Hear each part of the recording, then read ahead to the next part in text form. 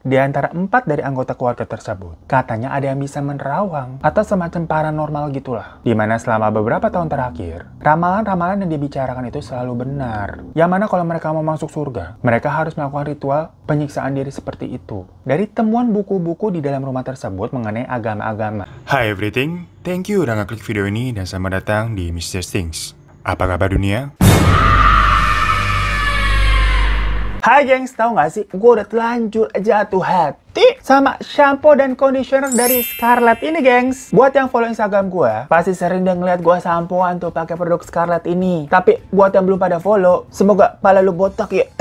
Ya abis permasalahan utama dari rambut gue sendiri, itu emang suka rontok gengs dulu. Dan susah untuk diatur-aturnya. Udah sering gonta-ganti shampoo kagak ngaruh. Tapi pas udah nyobain produk ini semuanya berubah. Jadi ini tuh shampoo dan conditioner Jordanian Sea Salt dari Scarlett gengs. Ya mohon maaf kalau bentukannya udah setengah begini gitu ya. Kurang estetik, kurang cantik. Namanya kita pakai beneran. Gua mah kalau bilang ada produk bagus beneran gue pakai, no tipu-tipu. Nih tuh udah begini udah segini. Kita kagak usah deh ngomongin nih wanginya. Karena namanya produk-produk Scarlett, mau dari shampoo, skincare, body lotion, udah nggak usah didebat banget, udah nggak usah didebat lagi, wangi banget. Nah, manfaat dari shampoo dan conditioner ini sendiri, itu bener-bener bisa mengurangi kadar minyak di kulit kepala nih, biar kagak lepek, dan jadi gampang diatur nih tuh. Enak tuh, langsung jatuh kan, gampang diatur. Terus buat permasalahan rambut rontok, gue udah nggak ada rontok-rontokan lagi. Bisa banget nih buat mencegah kerontokan makin parah, biar kagak botak pala lu. Karena kandungannya di sini tuh dapat menyehatkan folikel rambut dan menguatkan akar rambut juga, gengs. Pokoknya ini holy grail banget, bikin rambut jadi lebih sehat. Buat info selengkapnya biasa langsung aja cek di deskripsi di bawah.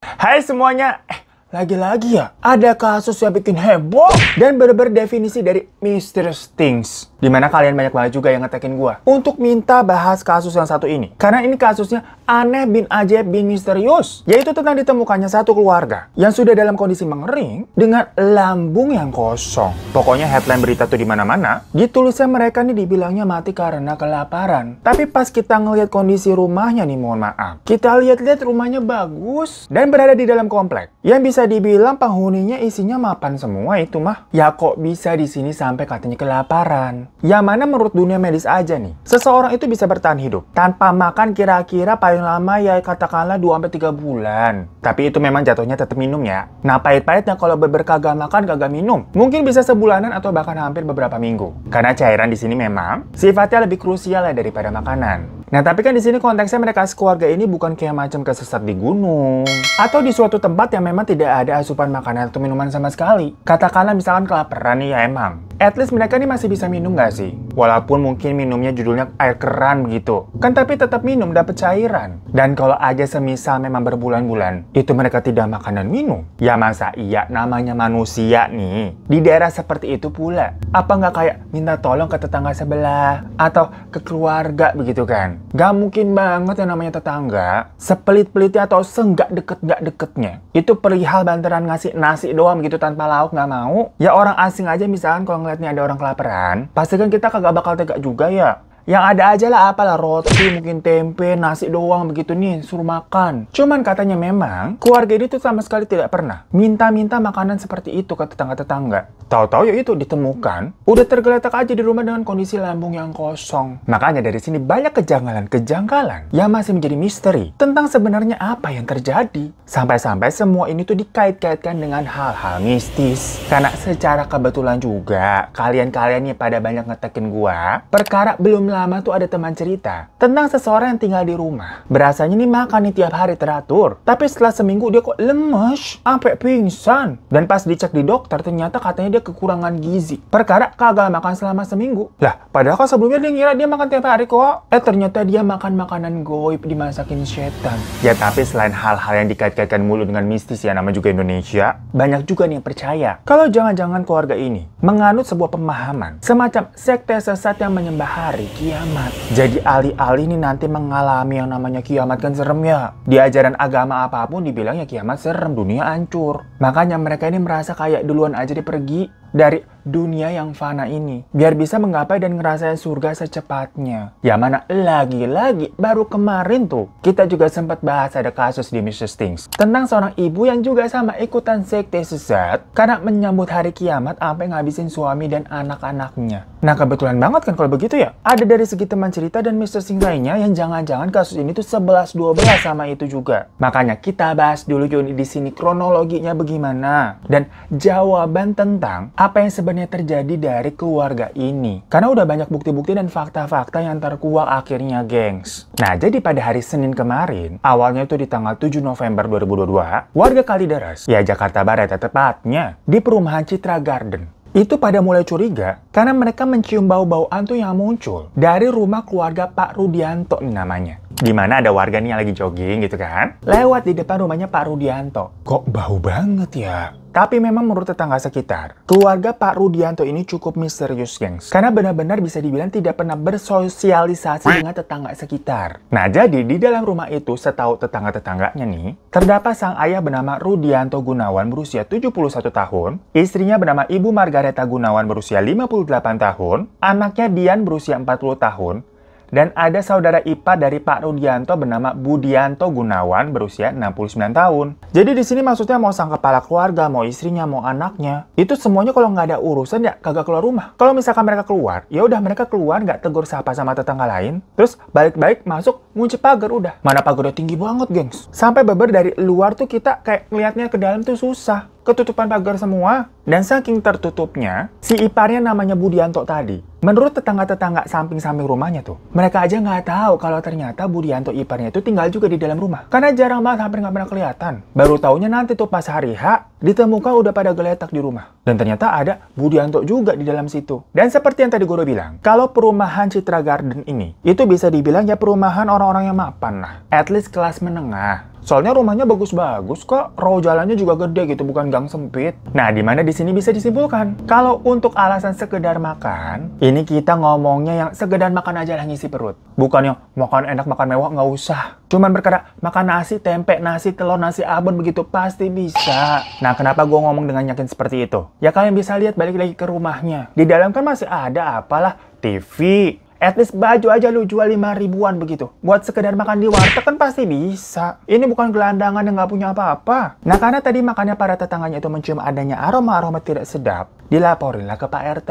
Tapi mungkin dikiranya ditanggapinya itu bau sampah yang nggak dibuang-buang kali. Namun, sampai hari Kamisnya di tanggal 10 November tuh berarti ya, baunya kok makin menyengat. Jadi selama kurang lebih 5 harian tuh, ini bau kok nggak hilang-hilang. Makin hari makin jadi. Akhirnya mereka pun mendesak tuh si Pak RT buat, Pak, dicek deh. Soalnya memang belakangan ini, si keluarga itu beber tidak pernah terlihat keluar-keluar lagi. Cuma biasanya emang basicnya karena keluarganya ini juga mengurung diri ya di dalam rumah ya. Keluarnya memang jarang. Mungkin tetangga-tetangga lainnya itu sebelum 5 hari yang baunya udah menyengat banget, itu tidak terlalu menaruh curiga. Tapi giliran ada bau-bau menyengat begitu, baru deh dilaporin. Ada yang aneh nih kayaknya.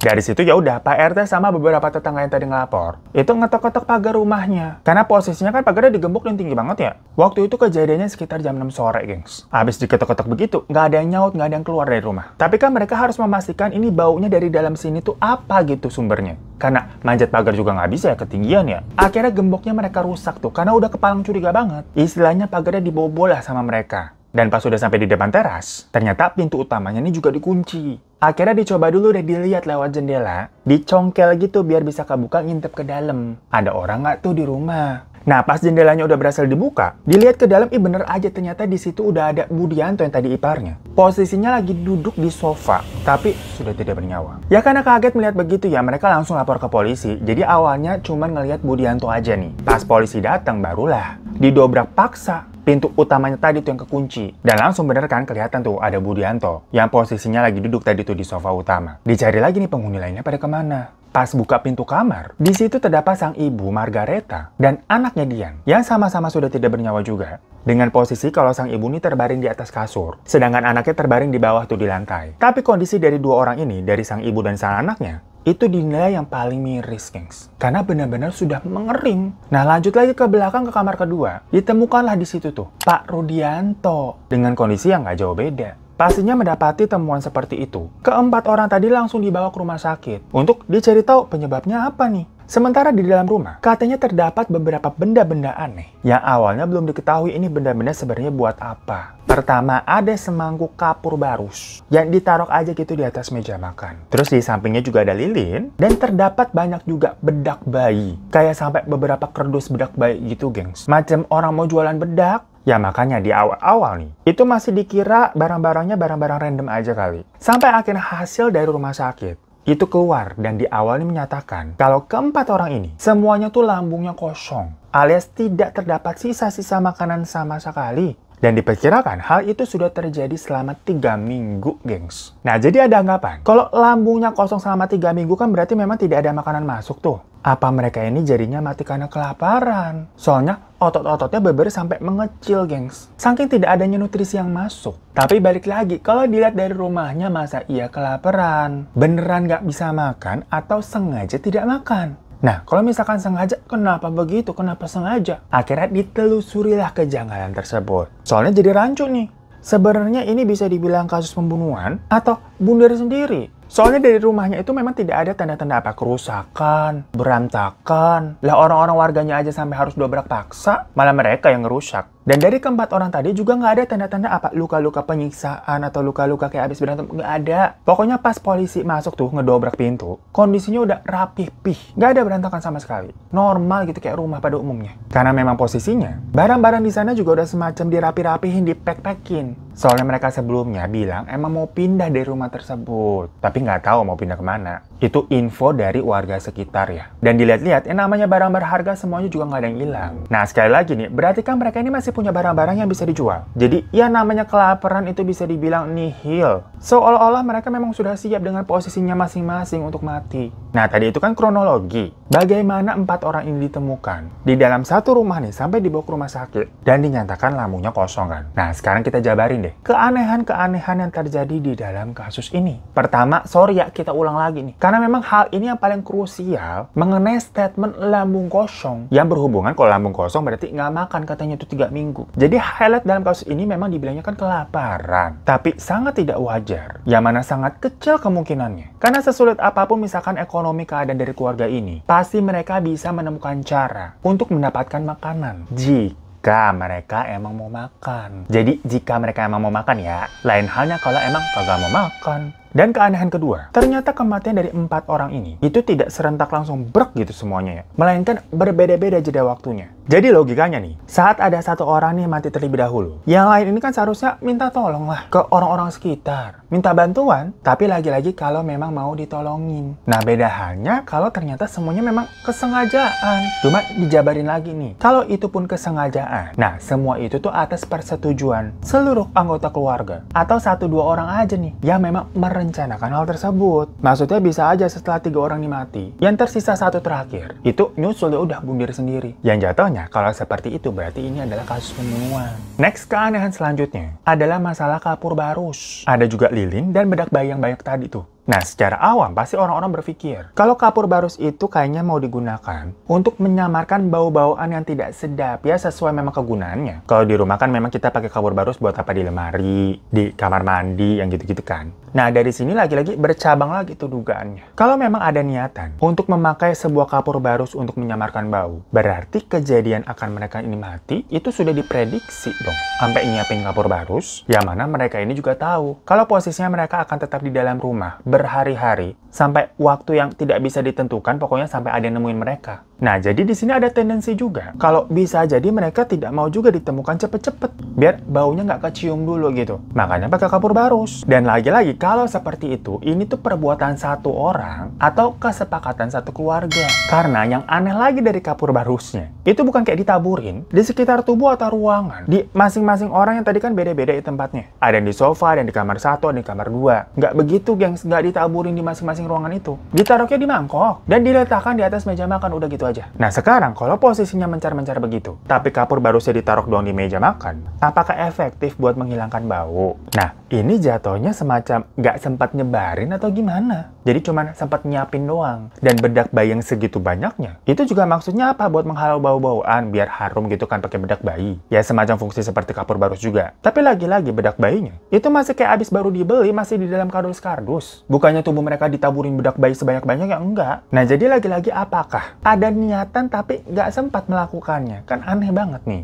Makanya karena kejanggalan itu, ada asumsi dan konspirasi lainnya. Yaitu jangan-jangan barang tersebut bukan dibuat untuk mengurangi bau-bauan, tapi memang untuk syarat ritual tertentu. Karena nanti akan menyambung ke konspirasi kepercayaan mereka ini ikut aliran sesat. Nah tapi tadi kan selain kapur barus, di meja makan juga ada lilin. Makanya masih banyak tuh disambung-sambungkan sama ritual perkara ada lilin-lilinan. Cuma sebenarnya kalau mau di flashback lagi, sebelum mereka berempat ini ditemukan, ketua RT di sana tuh bilang kalau listrik di rumah mereka tuh diputus sama PLN. Makanya mungkin lilin di situ digunakan untuk penerangan di dalam rumah. Nah katanya sebelumnya nih Pak RT itu sempet loh chat-chatan sama yang namanya Dianto, anak dari keluarganya Pak Rudianto, ngomongin perihal listrik yang katanya mau diputus sama PLN. Karena keluarga Pak Rudianto ini udah nunggak berbulan-bulan, belum bayar-bayar. Soalnya memang pihak PLN-nya itu langsung laporannya ke si Pak RT.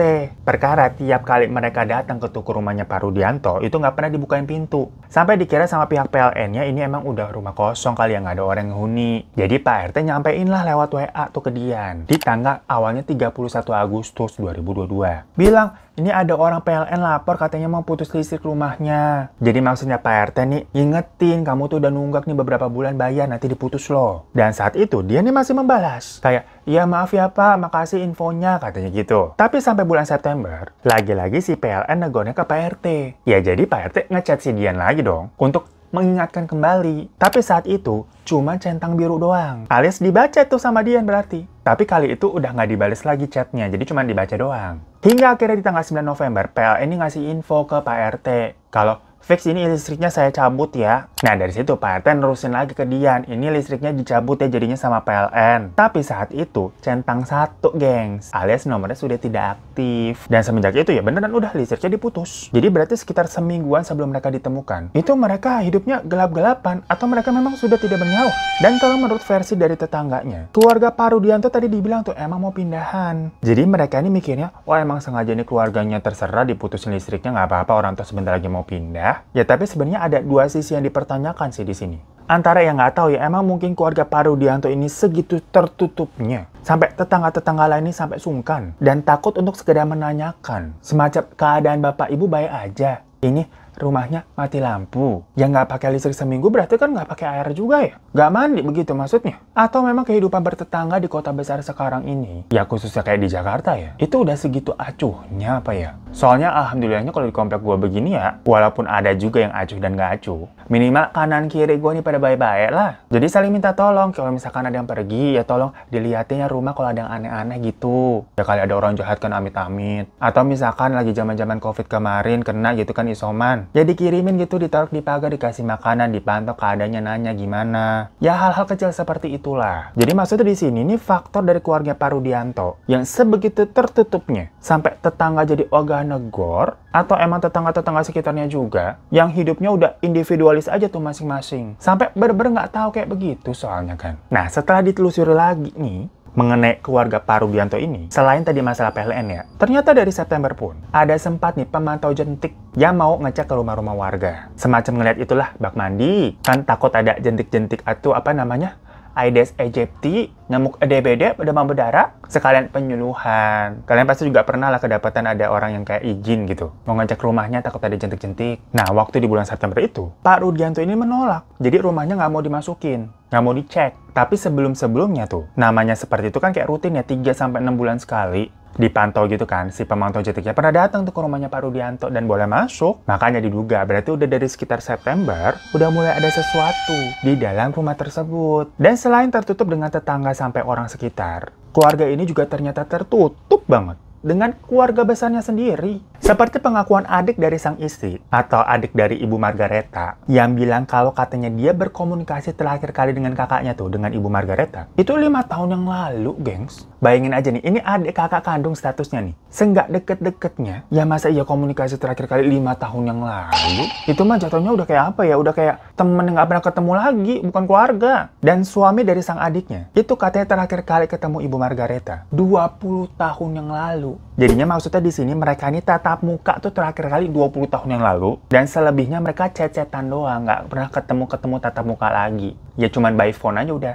Itu juga terakhir 5 tahun yang lalu. Segitu jauh jaraknya antara kakak adik ini, gengs. Yang statusnya masih sama-sama di Indonesia loh. Bukan yang satu ada di luar negeri, nggak begitu, mah kalau begitu beda cerita. Nah, mungkin ini menjawab nih komentar-komentar dari netizen yang banyak gue lihat. Mempertanyakan kalau adiknya Ibu Margaret ini, pas dia wawancara kok kayak nggak ada sedih-sedihnya ya? Atau misalkan kaget, shock atau gimana lah dengan kondisi yang terjadi sama kakaknya itu. Sampai banyak yang menduga-duga apa jangan-jangan ada kaitannya dengan peristiwa ini. Ya soalnya kan kalau di kasus-kasus Mr. Sting tuh, biasanya namanya pelaku emang suka non-empati. Apalagi di sini konteksnya orang terdekat adik sendiri, ya kok nggak sedih kakaknya ini mati.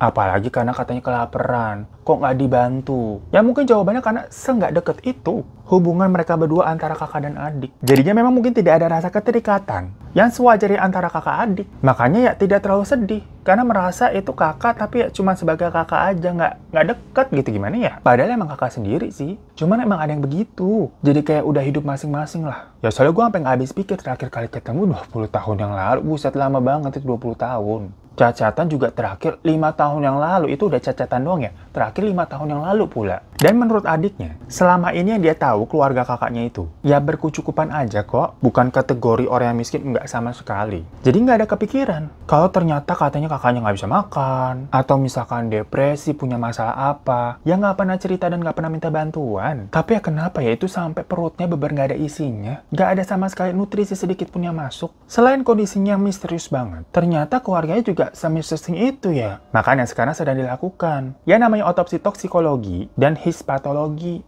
Kalau toksikologi tuh, biar bisa diketahui nih, ada racun nggak kira-kira yang masuk ke dalam tubuh mereka, entah lewat makanan atau lewat gas mungkin, yang bisa menyebabkan kondisinya seperti itu. Walaupun dari awal sudah dicek ya di rumahnya itu tidak ada kebocoran gas. Cuma kan siapa tahu ngirupnya di luar rumah kali. Hasilnya ini belum keluar soalnya. Dan yang tadi histopatologi, itu semacam dicari tahu nih, apakah sebelumnya nih kondisi dari masing-masing orang itu punya apalah, riwayat gangguan lambung mungkin, perlemakan hati, atau penyakit-penyakit dalam lainnya yang bisa menyebabkan kondisi seperti itu. Ya cuman kalaupun iya ya masa ya empat-empatnya penyakitnya serentak sama semua begitu kan aneh, nggak mungkin lah. Apalagi kan ada tuh katanya tadi kondisinya sudah sangat mengering. Nah hal itu diprediksi akan susah banget buat menemukan penyebabnya apa, karena udah kering. Cuma ya sekarang nggak usah diteliti-teliti lah, secara gamblang aja. Lambung kosong berarti kan kagak ada makanan masuk. Mau tetap aja misalkan nanti hasilnya ada racun di dalam tubuhnya, ya itu lambung kan tetap kosong, berarti emang nggak makan intinya udah. Berarti nggak makan terus nggak keracun begitu. Mau apapun itu, pokoknya pertanyaan utama dari semua kejanggalan ini, kenapa nggak makan?